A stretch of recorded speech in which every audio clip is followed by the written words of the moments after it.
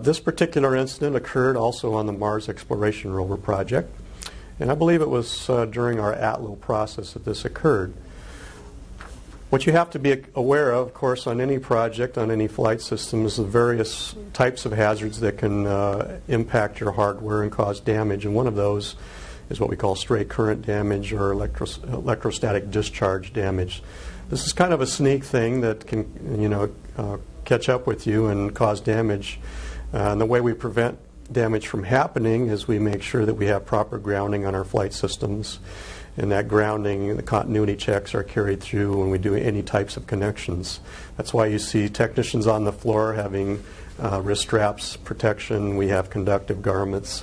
Our floors are sometimes grounded so that we have conductive path through ground, which is the facility ground. So part of that process is we have ESD surveys in place to make sure that before anybody touches hardware that we have proper protective measures in place. One of those protective measures is a thing we call a ground strap.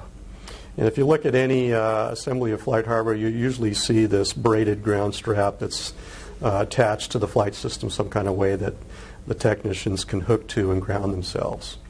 Well, part of that process is that when we move hardware around the floor, sometimes you have to move, hardware quite a distance to get it from one corner to another.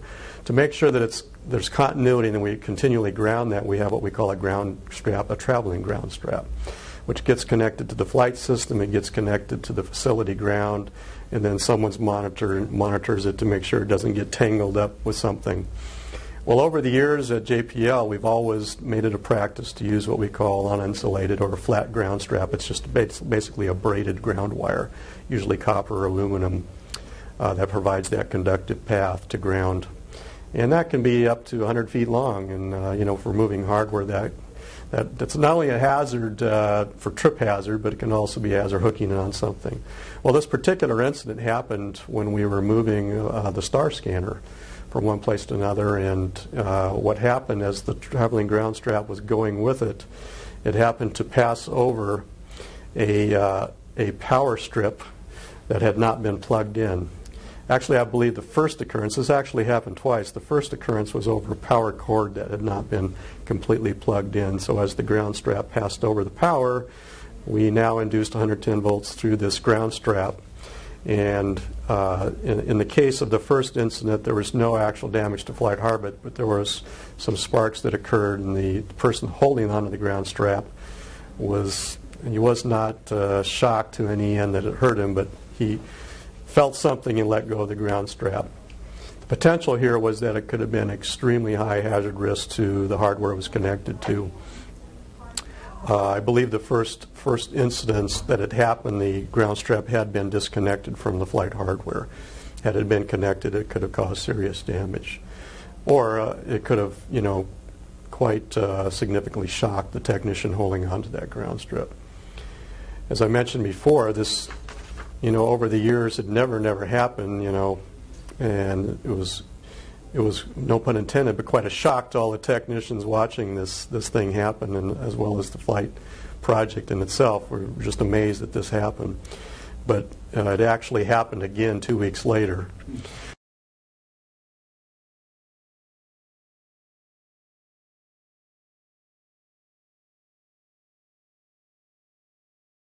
So consequently, we now took a very close look at this ground strap process and what we could do to mitigate it from happening. The immediate mitigation was to make sure, of course, that we went through all of the power connectors, all the power supplies on the floor and ATLO, all the various power strips, power cords, to make sure that they were fully engaged. That was the first step, but also we implemented a requirement for all traveling ground straps to now be insulated.